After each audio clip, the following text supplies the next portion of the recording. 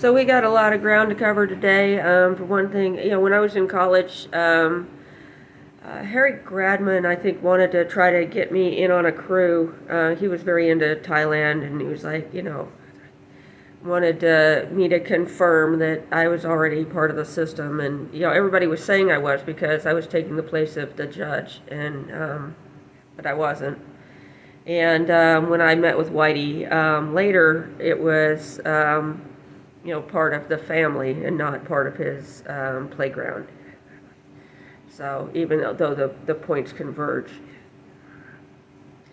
So I told him, I've got this big gap in my resume. I've done, menial work and all this sort of stuff, and I was hoping that, that by the time I got out of college this time, that maybe I could add, bounty hunter to my resume. Because, there's some serious big game here, and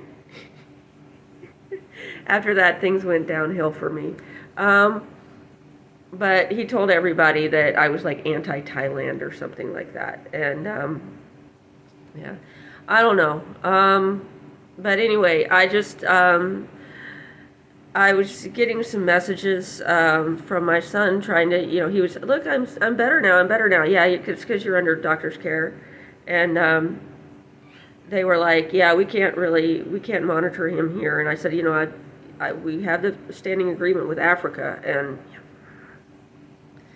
so that's one of the things that's going to happen, and that's happened.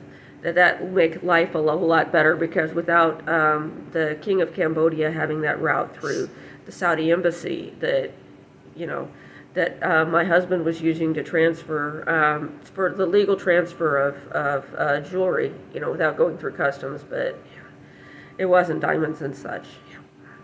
It was just like a bunch of peridot and things like that. Anyway, those other things went a different way. So anyway, we've got all that shut down, and we're also working with the Durga women in India about transferring a lot of their surplus energy and then modulating that, because I think that they may have some agreements with their powers and stuff like that. Because there's a lot of people that are never hands-on this stuff, but maybe your relatives aren't quite so successful in selling waste paper.